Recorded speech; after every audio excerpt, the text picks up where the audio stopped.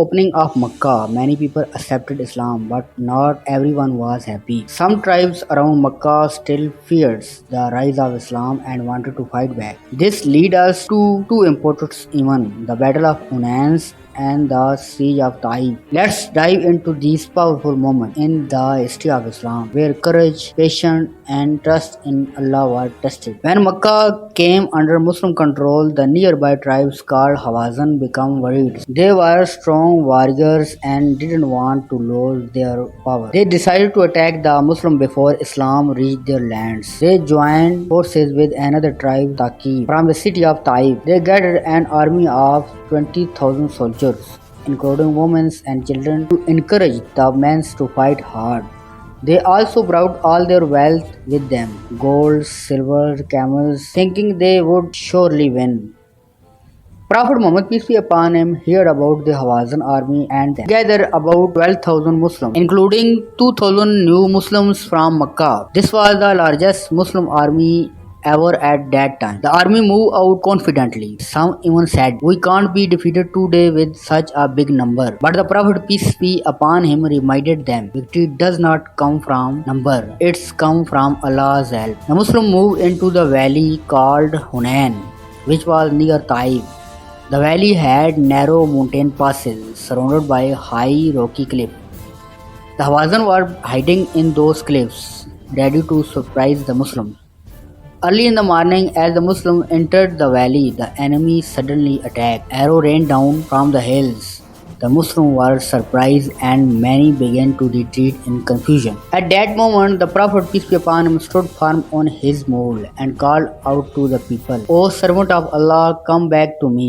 I am the messenger of Allah." Slowly, the companion returned to him. Brave men like Hazrat Abu Bakr, Hazrat Umar, Hazrat Ali, and Hazrat Abbas stood by the Prophet. The Prophet, peace be upon him, made a special dua, asking Allah to help the believers. With Allah's help, the Muslims regrouped. They fought back bravely. The enemy, seeing the Muslim return strong, started to panic. Soon the Hawazin army was defeated. Many ran away, leaving behind a huge amount of wealth, camels, weapons, and even their families. After the battle, the Muslims gathered a large amount of booty: 24,000 camels, 40,000 sheep, large amount of gold and silver, thousands of prisoners. But the Prophet, peace be upon him, didn't distribute it right away.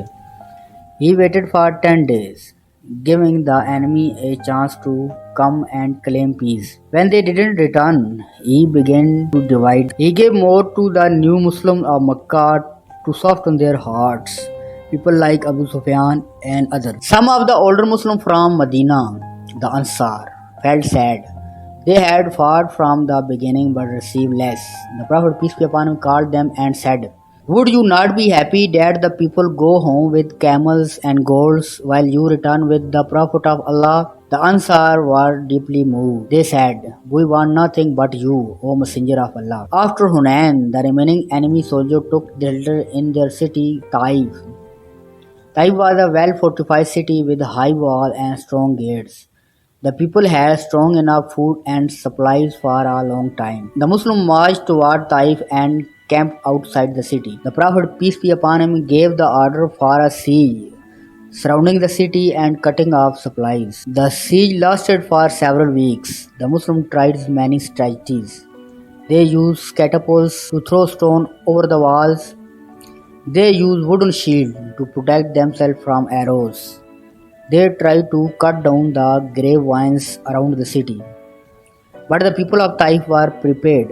They fought back from the top of the wall and stayed safe inside. One day, a group of Muslims tried to enter a gate but were hit by boiling oil. One companion, Hazrat Abdullah ibn Abi Bakr, was badly injured and later died. After many days, the Prophet, peace be upon him, made a wise decision. He lifted the siege and returned with his army. Some companions were surprised. "Why are we leaving without winning?" they asked. The Prophet, peace be upon him, said, "May Allah will guide them later." And that's exactly what happened. After a few months later, the people of Taif came to Medina, not with sword but with open hearts. They accepted Islam willingly. The Battle of Hunain and the Siege of Taif teach us many lessons. Number one, never depend only on numbers. The Muslim had a big army, but they were almost defeated because of overconfidence. Number two, Allah is the true source of help. Even in confusion, the Prophet peace be upon him turned to Allah and that changed the situation. Number three, leadership is tough time matter. The Prophet peace be upon him stood firm when others were afraid. His courage inspired others to return. Number 4. Mercy always wins. Instead of punishing the people of Taif, the Prophet peace be upon him gave them time and they later embraced Islam. Number 5. Treating new Muslim with care. The Prophet peace be upon him gave gifts to the new Muslim to make their heart feel welcome in Islam.